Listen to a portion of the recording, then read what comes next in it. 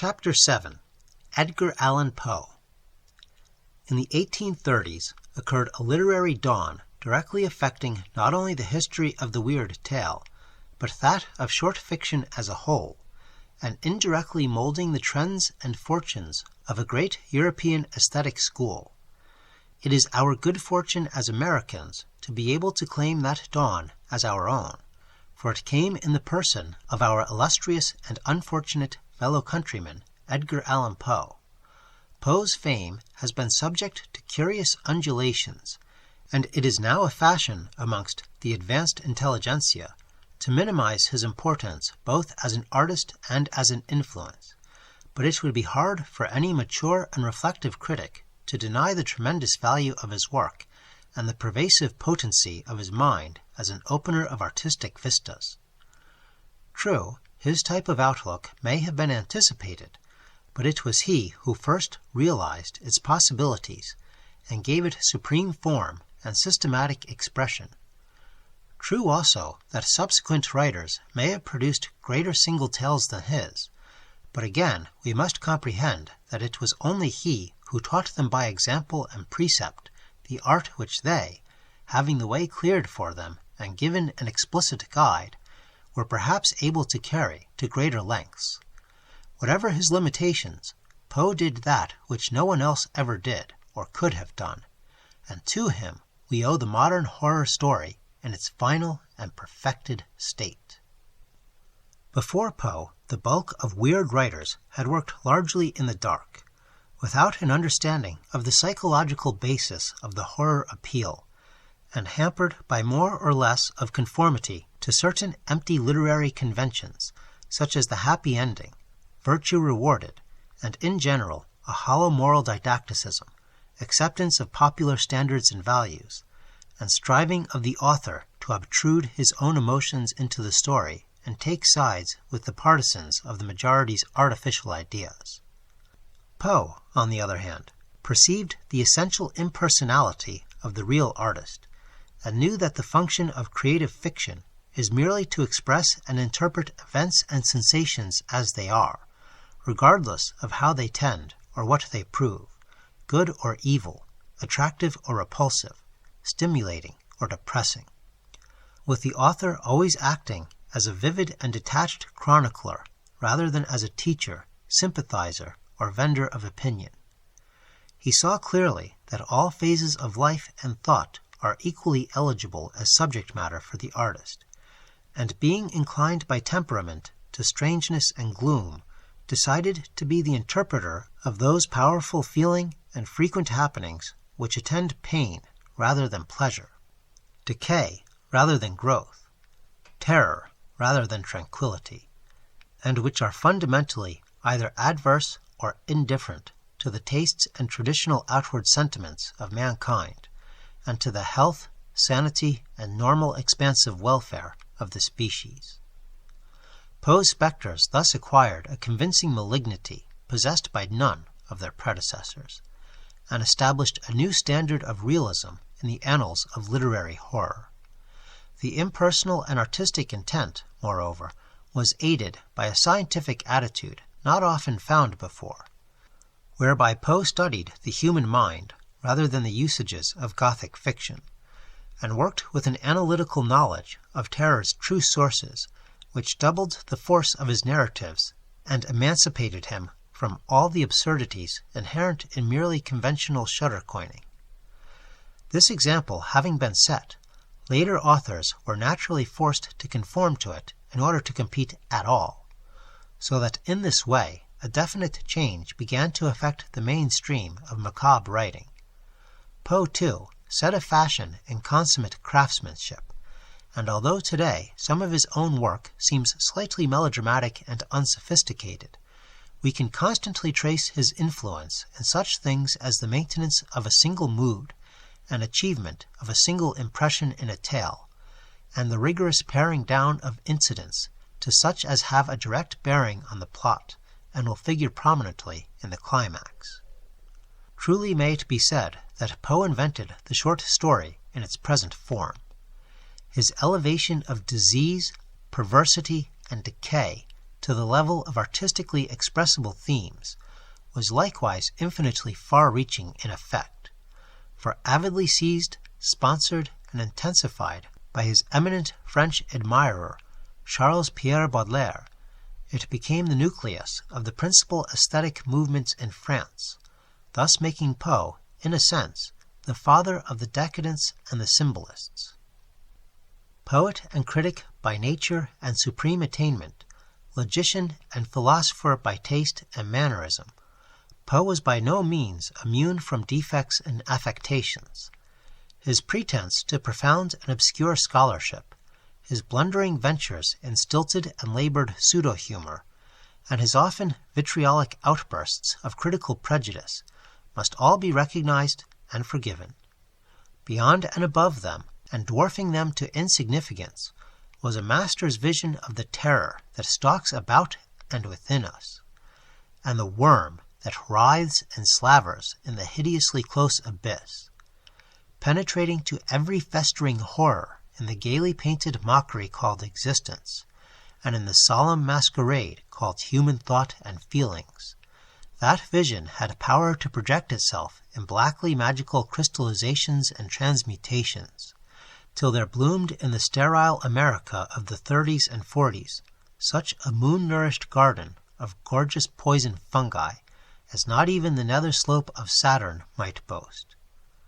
Verses and tales alike sustain the burthen of cosmic panic. The raven whose noisome beak pierces the heart, the ghouls that toll iron bells in pestilential steeples, the vault of Ulalume in the black October night, the shocking spires and domes under the sea, the wild weird clime that lieth sublime out of space, out of time. All these things and more leer at us amidst maniacal rattlings in the seething nightmare of the poetry. And in the prose there yawns open for us the very jaws of the pit, inconceivable abnormalities slyly hinted into a horrible half-knowledge by words whose innocence we scarcely doubt till the cracked tension of the speaker's hollow voice bids us fear their nameless implications. Demonic patterns and presences, slumbering noxiously till waked for one phobic instant into a shrieking revelation that cackles itself to sudden madness or explodes in memorable and cataclysmic echoes. A witch's Sabbath of horror flinging off decorous robes is flashed before us, a sight the more monstrous because the scientific skill with which every particular is marshaled and brought into an easy apparent relation to the known gruesomeness of material life. Poe's tales, of course, fall into several classes, some of which contain a purer essence of spiritual horror than others. The tales of logic and ratiocination, forerunners of the modern detective story, are not to be included at all in weird literature, whilst certain others, probably influenced considerably by Hoffman, possess an extravagance which relegates them to the borderline of the grotesque. Still a third group deal with abnormal psychology and monomania in such a way as to express terror, but not weirdness. A substantial residuum, however, represent the literature of supernatural horror in its acutest form, and give their author a permanent and unassailable place as deity and fountainhead of all modern diabolic fiction. Who can forget the terrible swollen ship poised on the billow chasm's edge in manuscript found in a bottle,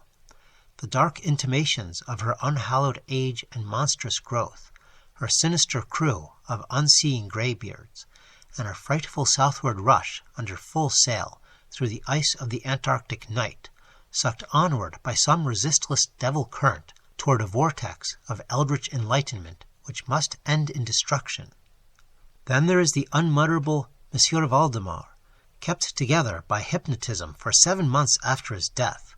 and uttering frantic sounds but a moment before the breaking of the spell leaves him a nearly liquid mass of loathsome, of detestable putrescence.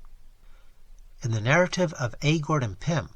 the voyagers reach first a strange south polar land of murderous savages, where nothing is white, and where vast rocky ravines have the form of titanic Egyptian letters spelling terrible primal arcana of Earth,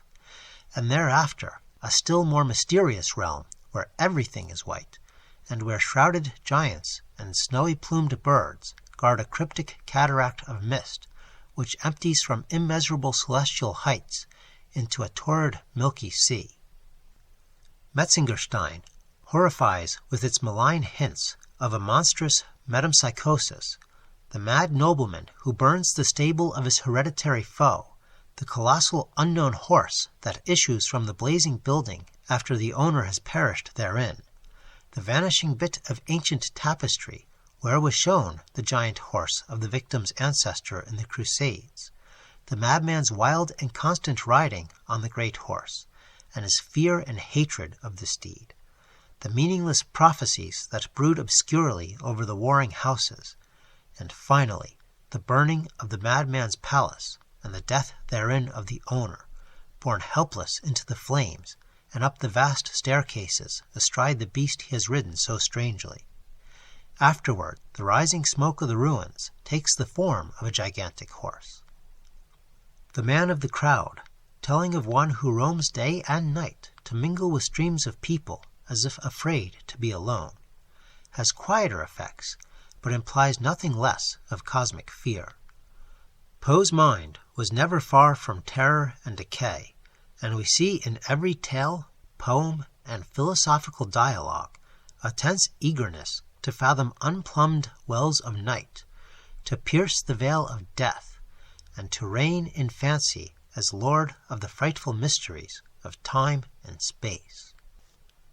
Certain of Poe's tales possess an almost absolute perfection of artistic form, which makes them veritable beacon lights in the province of the short story. Poe could, when he wished, give to his prose a richly poetic cast, employing that archaic and orientalized style with jeweled phrase, quasi-biblical repetition, and recurrent burthen so successfully used by later writers like Oscar Wilde and Lord Dunsany. And in the cases where he has done this, we have an effect of lyrical fantasy, almost narcotic in essence, an opium pageant of dream in the language of dream, with every unnatural color and grotesque image bodied forth in a symphony of corresponding sound. The Mosque of the Red Death, Silence, a fable, and Shadow, a parable, are assuredly poems in every sense of the word save the metrical one, and owe as much of their power to oral cadence as to visual imagery. But it is in two of the less openly poetic tales, Ligeia and The Fall of the House of Usher, especially the latter, that one finds those very summits of artistry whereby Poe takes his place at the head of fictional miniaturists. Simple and straightforward in plot, both of these tales owe their supreme magic to the cunning development which appears in the selection and collocation of every least incident. Ligeia tells of a first wife of lofty and mysterious origin, who after death returns through a preternatural force of will to take possession of the body of a second wife, imposing even her physical appearance on the temporary reanimated corpse of her victim at the last moment. Despite a suspicion of prolixity and top-heaviness, the narrative reaches its terrific climax with relentless power. Usher, whose superiority in detail and proportion is very marked, hints shudderingly of obscure life in inorganic things, and displays an abnormally linked trinity of entities at the end of a long and isolated family history: a brother, his twin sister, and their incredibly ancient house, all sharing a single soul and meeting one common dissolution at the same moment. These bizarre conceptions, so awkward in unskillful hands, become under Poe's spell living and convincing terrors to haunt our nights, and all because the author understood so perfectly the very mechanics and physiology of fear and strangeness, the essential details to emphasize, the precise incongruities and conceits to select as preliminaries or concomitants to horror, the exact incidents and allusions to throw out innocently in advance as symbols or prefigurings of each major step toward the hideous denouement to come, the nice adjustments of cumulative force and the unerring accuracy in linkage of parts, which make for faultless unity throughout and thunderous effectiveness at the climactic moment,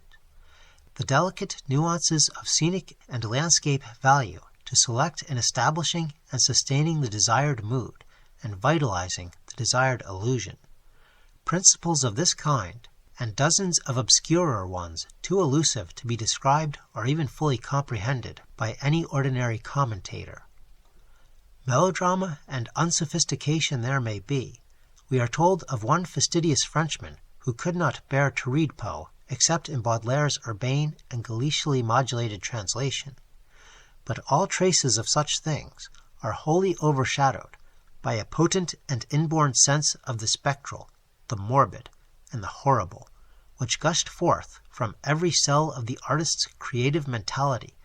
and stamped his macabre work with the ineffaceable mark of supreme genius.